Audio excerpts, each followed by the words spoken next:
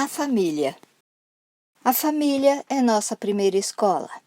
É o ambiente familiar que vai fornecer à criança uma visão das pessoas, do mundo e de Deus. Se lembrarmos dos cuidados que Deus teve para plantar um jardim e oferecê-lo ao homem, entenderemos que o modelo divino mostra a importância de prepararmos com muito amor, carinho e responsabilidade o ambiente para criarmos nossos filhos. Vejamos o que diz Salomão. Filho meu, ouve o ensino de teu pai e não deixes a instrução de tua mãe. Está em Provérbios 1, verso 8. A educação familiar deve decorrer do trabalho conjunto de pai e mãe. O casal deve fazer do lar um porto seguro, uma fonte de amor, onde todos aprendam a vivenciar as virtudes que Cristo ensina, fortalecendo-se para a vida lá fora. O lar da família cristã funciona como um oásis no deserto. Ali, cada membro recarrega suas forças e encontra alívio para os flagelos do mundo corrompido. Não resta dúvidas quanto ao esforço do inimigo em destruir a família. O modelo estabelecido por Deus no Éden é próprio para a educação em qualquer tempo e lugar, pois tem como base os princípios das leis que revelam o seu caráter. Vamos ler Ellen White. Pais e mães deviam instruir os filhos na verdade de que a lei de Deus é a expressão de seu caráter e que, ao receberem os princípios da lei no coração, sua imagem era gravada no espírito e na mente. Está em O Desejado de Todas as Nações, página 69. Como estaria hoje a família humana se Adão e Eva tivessem permanecido fiéis a Deus no paraíso? Mal conseguimos imaginar, mas isso não importa. A Bíblia não é um livro de fantasia, é a história da humanidade, e quando a encaramos como a nossa história, nós nos damos conta de que somos personagens vivos, chamados, cada um de nós, a recuperarmos o paraíso e a levarmos para lá o maior número possível de pessoas. E esse caminho ao paraíso se dá através da prática e do ensino da doutrina cristã. O que importa, portanto, é sermos fiéis a Deus hoje, em nosso tempo, para que a promessa de redenção se cumpra em nós. Cristo ofereceu sua vida e se fez ponte de ligação entre a terra e o céu, superando o abismo que o pecado construiu. Quando nos damos contas de que, pela graça divina, somos livres para atravessar essa ponte, nossos medos vão desaparecendo. Há uma ponte sobre o abismo, suficientemente forte e segura. Ela é Cristo, nosso caminho e nossa fonte de água viva. A educação familiar que Deus pessoalmente começara no Éden foi alterada pelo pecado e Adão e Eva procuraram, a partir daí, recriar no coração dos filhos a imagem divina, repassando-lhes o que havia conseguido assimilar sobre as maravilhas da criação, sobre as leis de Deus, as consequências do pecado e, finalmente, sobre o plano de salvação. É possível imaginarmos Adão e Eva ensinando aos filhos sobre como herdar a vida eterna, por exemplo.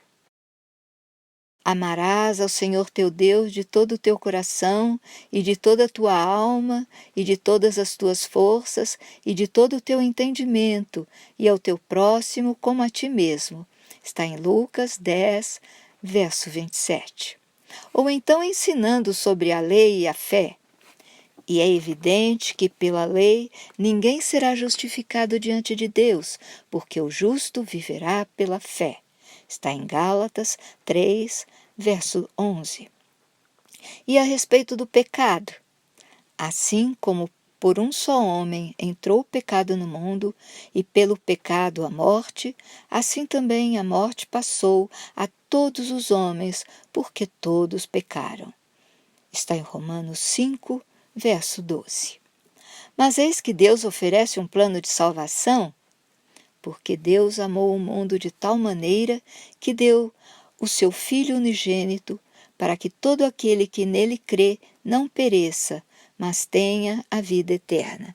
Está em João 3, verso 16. Esses e outros ensinamentos sagrados nós os encontramos reunidos na Bíblia, enquanto que nossos primeiros pais os receberam diretamente do Criador. Provavelmente foi assim que Caim e Abel ficaram conhecendo a Deus e suas leis através de Adão e Eva, e inclusive aprendendo sobre as ofertas de sacrifícios a Deus, e isso incluía derramar sangue como preço pelo pecado. Abel aprendeu as lições e preparou uma oferta de frutos e de sacrifício, que foi aceita pelo Senhor. O mesmo não ocorreu com Caim, que ofereceu seu trabalho, mas nenhum animal imolado, o que desagradou a Deus. Caim, ao ofertar apenas o que de melhor colhera da terra, buscou salvação pelas obras, enquanto Abel mostrou sua fé no sangue do Cordeiro Redentor. Como já foi visto em outra ocasião, nem todos os alunos aproveitam as verdades ensinadas da mesma forma. O que podemos dizer sobre a educação recebida por Jesus? Sabemos que ele foi o mestre dos mestres, e se fosse a escola, teria sido aluno modelo. Aos 12 anos, surpreendeu os doutores do templo com seu interesse e seus comentários sobre as leis divinas. Embora os mestres judeus destacassem a importância da formação religiosa dos jovens, acabavam não cumprindo o propósito porque deixavam-se absorver pelas tradições em detrimento da palavra de Deus, a real fonte de sabedoria. Jesus não buscou as sinagogas para obter conhecimento. Ele já o recebia direto da fonte e, através de Maria, familiarizara-se com os escritos dos profetas. Ellen White comenta: as próprias palavras por ele ditas a Moisés para Israel eram-lhe agora ensinadas nos joelhos de sua mãe. Está em O Desejado de Todas as Nações, página 70. Com esse comentário, a autora quer nos lembrar que, sendo Deus, Jesus menino estudava sobre o que ele mesmo havia feito ou pronunciado. A tal ponto chegou o amor de Cristo pela humanidade, que despojou-se da divindade para viver como nós e aprender como nós, para pagar o preço de nossos pecados. Ellen White escreve: era com deleite que a mãe de Jesus procurava animar aquele espírito inteligente de fácil apreensão. Por meio do Espírito Santo, recebia sabedoria para cooperar com os instrumentos celestiais no desenvolvimento dessa criança que só tinha a Deus por Pai.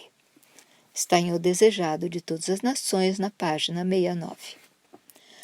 Com José, o menino Jesus aprendeu o ofício de carpinteiro a partir dos 5 anos de idade, como era o costume das famílias judias da época, que valorizavam sobremaneira o ensino do ofício. Toda a sabedoria de Jesus lhe veio do Pai, e a integridade e fé, tanto de sua mãe quanto a de José, lhe proporcionaram um lar de obediência a Deus e prática de valores morais. É interessante saber que a forma usada para o verbo hebraico aprender significa também acostumar-se, ou seja, a criança aprende naturalmente aquilo a que é acostumada. Por isso, a vida familiar é fonte de hábitos ou aprendizado. Faz muito sentido quando lemos em Deuteronômio as instruções divinas que Moisés repassa ao povo de Israel. Vamos ler. E estas palavras que hoje te ordeno estarão no teu coração, e as ensinarás a teus filhos, e delas falarás assentado em tua casa, e andando pelo caminho, e deitando-se e levantando. Também as atarás no sinal da tua mão, e te serão por frontais entre os teus olhos. E as escreverás nos umbrais de tua casa e nas tuas portas. Está em Deuteronômio 6, versos 6 a 9. É importante que pais e mães se tornem conscientes da necessidade de preparo para assumirem com responsabilidade a formação e educação de um novo ser, aprendendo tudo o que puderem sobre desenvolvimento físico e emocional da criança que irão criar. E recorrer à ajuda de Deus é fundamental, pois suas leis é que nos ensinam a agir em qualquer situação. Ellen White destaca em seu livro Educação que, além da necessidade de preparo, pai e mãe devem atentar para um trabalho de cooperação e disciplina, pois a educação no lar será um trabalho em conjunto e necessariamente disciplinado. É através da oração e do estudo dos textos sagrados que alimentamos nossa comunicação com Deus.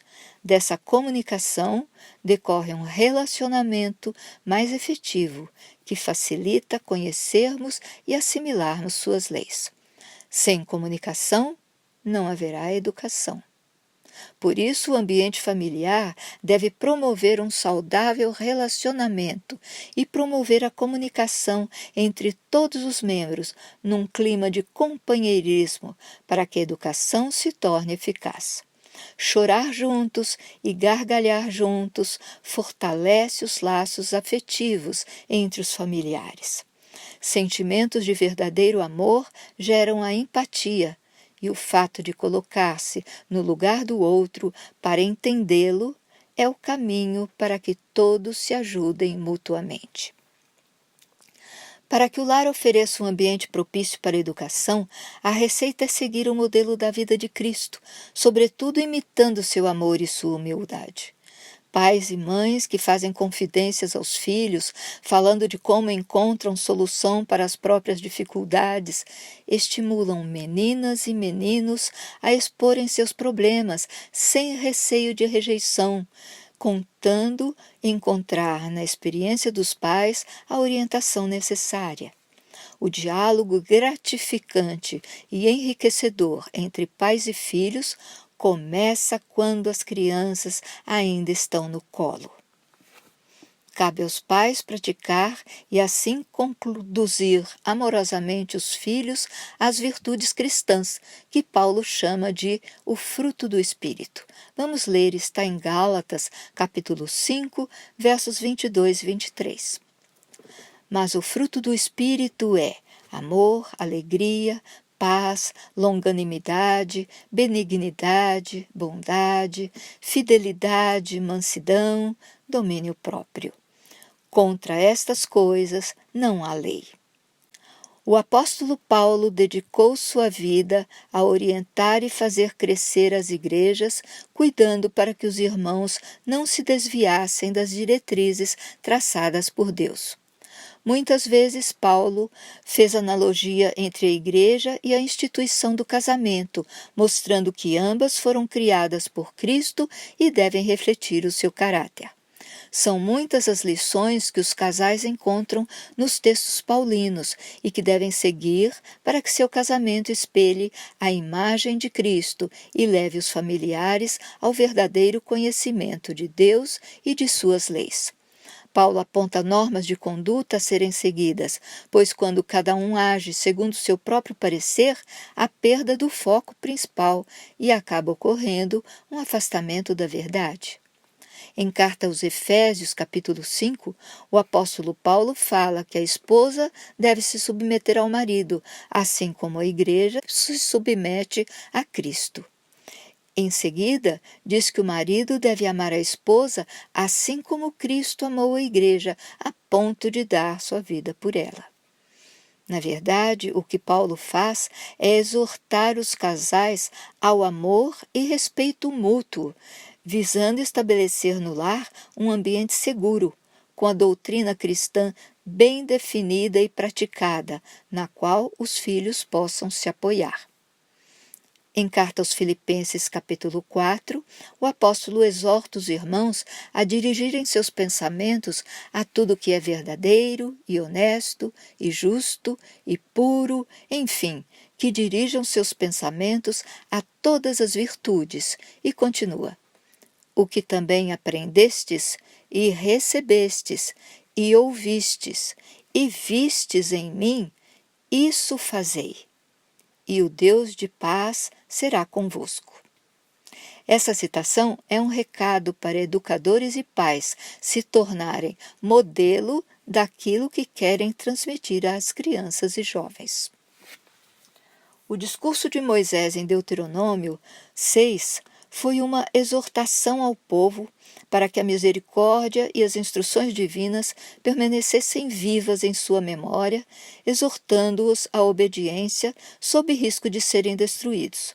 Ao mesmo tempo, as palavras de Moisés reúnem os princípios básicos da educação cristã, como amar a Deus de todo o coração e ensinar essas verdades aos filhos, jamais esquecendo de como sua bondosa mão os conduziu até a terra prometida.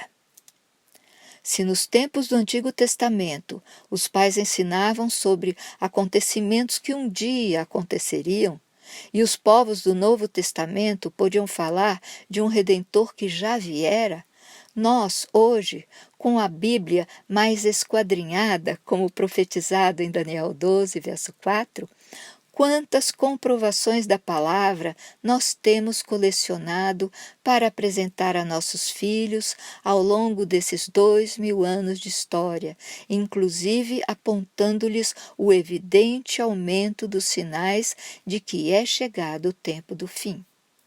Serão nossos filhos a geração privilegiada que verá o retorno triunfante de Jesus?